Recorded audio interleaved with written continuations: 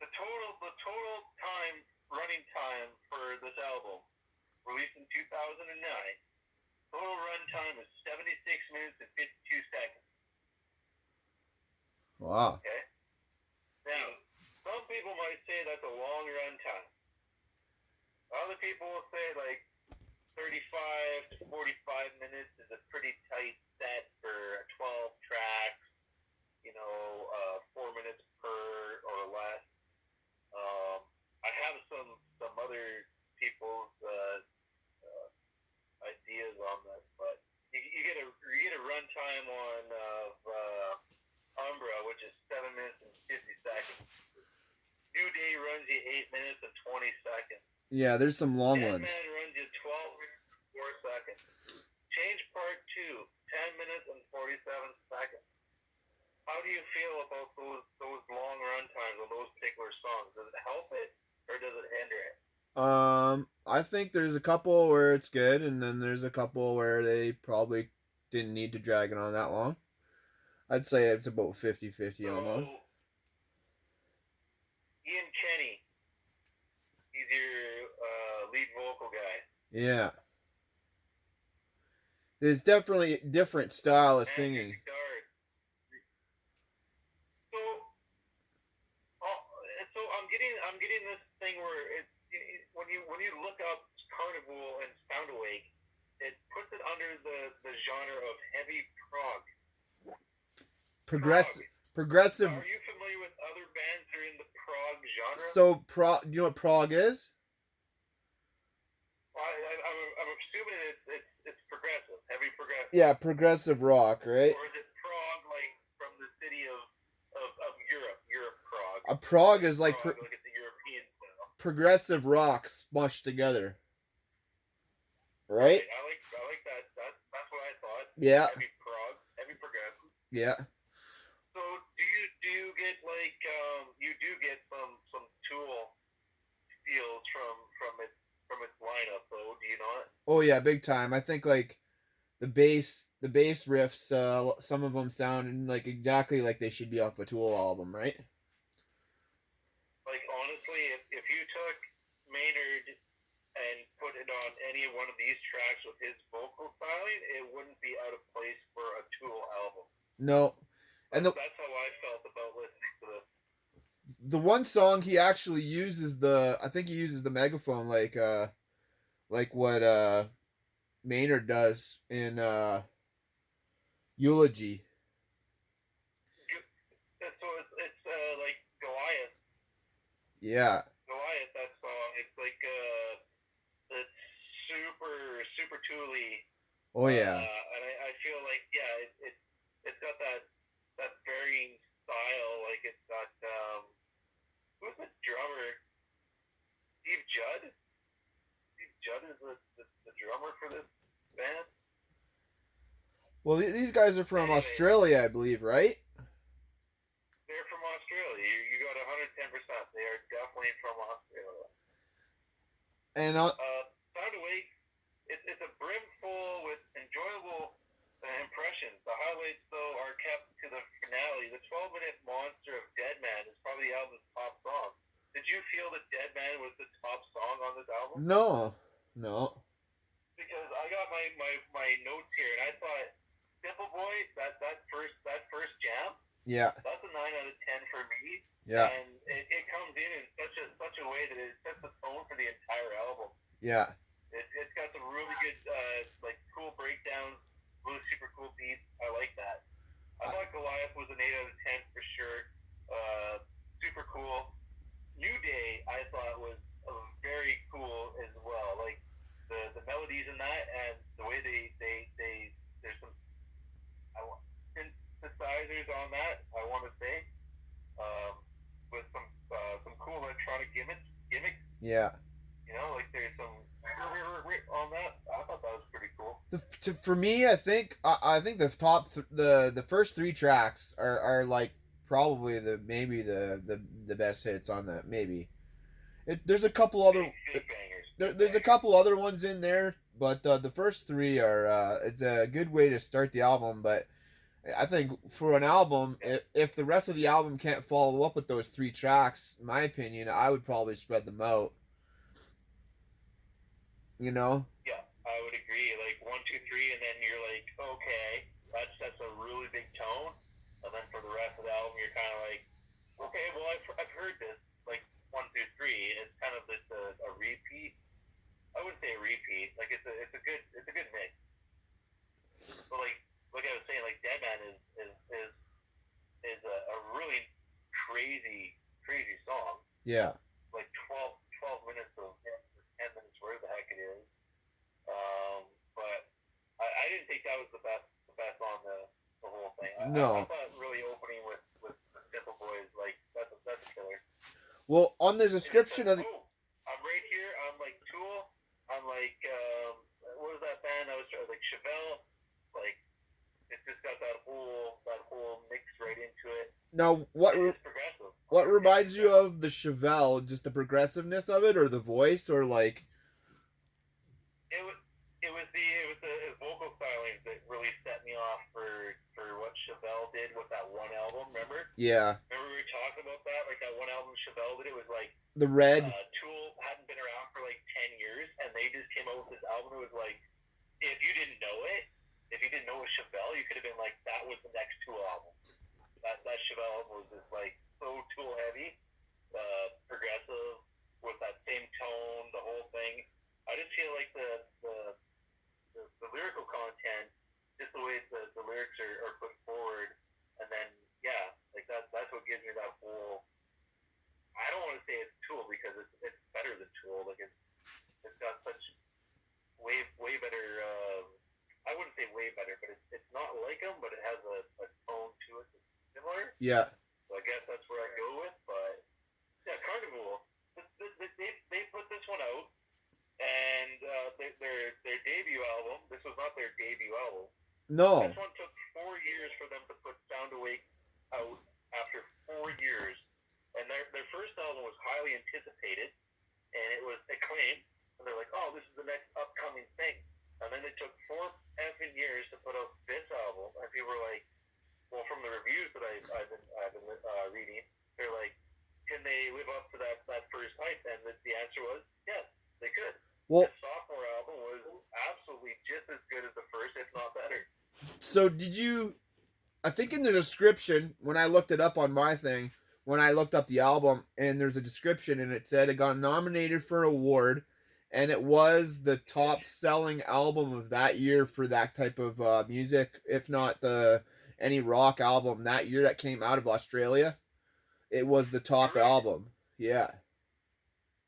So and the thing is, their next album did not, and I mean absolutely did not have the success the first 2 albums had. No. And it was kind of like lost in translation for the next album. But they have like what 6 albums out? I'm not 100. We'd have to look it up. Yeah, I mean, I knew of like 3 or 4 of them, and I wasn't sure how many there was, but and I think we're talking about Chevelle. Like Chevelle is very progressive. Like when you hear a Chevelle song, it's all about building up to that conclusion at the end where it just hits hard, right? Yeah. And then it tapers off again. Yeah. That's why Chevelle is so good, because they got a structure like that, and it seems to fit their style. What did you think of Set Fire to the Hive? What do you think of that? Yeah, that had some cool sounds in it. Like I don't know if it was the solo or parts of it when he's just like, and you could tell he's just like sliding on the neck somehow and with some kind of feedback. Yeah. That's some cool sounds that came out of that. Did you feel like it had like a Soundgarden, like those early Soundgarden albums, like the first maybe 2, where it was like super raw? They had that feedback with you could hear the strings as they slide and stick that. Yeah, I don't think I ever heard a song that had that type of guitar. Like whatever he did with that, like that part of it. Yeah. It was very unique. Maybe there was something written like that, but maybe Soundgarden did something like that. I'm not sure. But I found that sound was. Well, I'm just thinking of the early Soundgarden stuff. It had a lot of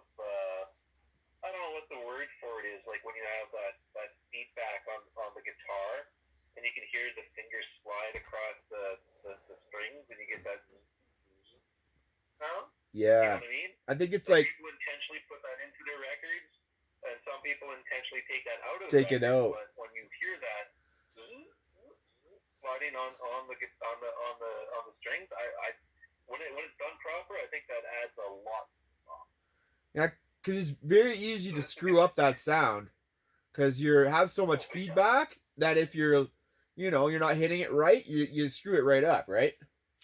Well, it sounds sloppy. Yeah. It sounds like you're not. Yeah, it can be just overdone or distorting the sound that you're trying to get accomplished. But yeah, that song was pretty fun. I didn't mind that one too much. I found that. Overall, I think. Yeah. I was just saying, overall, like, I think this is an interesting album. The sound, though, like from front to back, has is it a concept album? Is the question. Like, it does have a tone from front to back. It doesn't vary. Yeah. It's not an off-put song that's like an oddball. It all has the same tone. Like, is it a concept album? From what I've heard, it's about a tortured soul. From what I've read from the overall review. Yeah. I didn't get that listening to it. I've listened to it like 3 or 4 times through. I didn't get the full concept tortured soul thing, but Yeah. it does have a very consistent sound from start to finish. Yeah. So concept maybe, I don't know, but it's a very consistent album, that's for sure. I found that as I listened to it more, I liked it more. Like first couple times, I just didn't know kind of what to think. And then as I listened to more and more, it was kind of like more songs stood out to me as like, oh, I liked that part of it, you know? Yeah. Yeah. No, totally. I put it on in the shower when I got home from work and put on like, it was hard not, like I wouldn't, the first couple times I started it right from the start and I would just stop at like the first 3 songs. Yeah. The shower was done. Yeah. I was like, okay, so I didn't listen to the whole album. Yeah. But then I'd start at like mid album and like work through the next 3. Yeah. And I found that the top 3 were better than the last 3. Like those first 3 bangers, like you're talking about. Oh yeah. Those are the big ones. Yeah. So all in all, I give this album like I'll give it like an 8.5 out of 10. Yeah, it's a good solid album. I was gonna say somewhere between 7 and 8. Yeah. Yeah. Yeah. Well, I like it because it's different. Because I haven't heard an album like this. I've never heard of Karnavool before, and so it's new for me. 8.5, like 8.5 for me is because it has like really good qualities. The technicality, I think of it, like the way it was produced and put together, it sounds amazing. Yeah. It's not lackluster. It's not like hurting on the production front. Lyrically, I think it's fantastic. Like it's good stuff. It doesn't bore me. Yeah.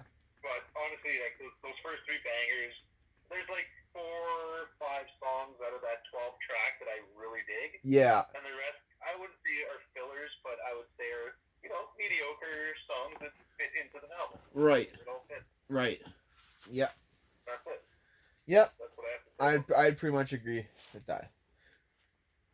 Yep. Because to Karnavool, very good selection again.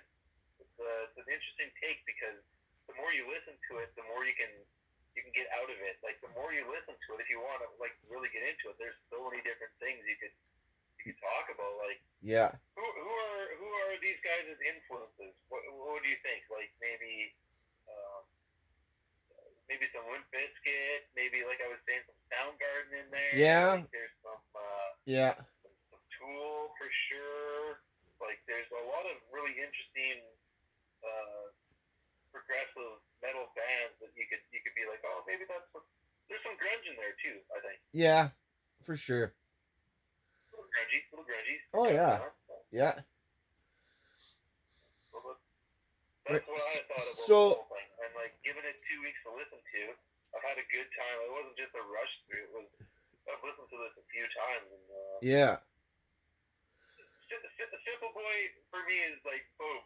First track off the record is just like boom. I like that one. And it starts off so slow, like bling bling, like just Yeah, like yeah, where yeah. is this going, right? Like Yeah. you think it's like an Okay. intro to a almost like a 1 or 2 minute intro or something, but it's actually like a whole song there.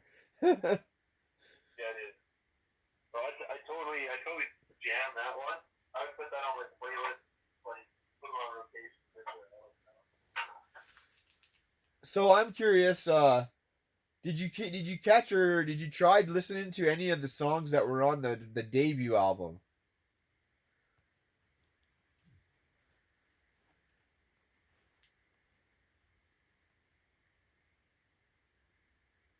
Oh, what happened? We lost you. Can't can't hear you. Can't hear you. Are you back? Yeah, I can hear you now. There you go. Sorry, man. I left the den and forgot that you were on my Bluetooth. Ah, yeah. Yeah. So, have you heard any other What did it songs? do? Like what did it do on the charts? Like in 2009, it was like it was a highly anticipated album. Yeah.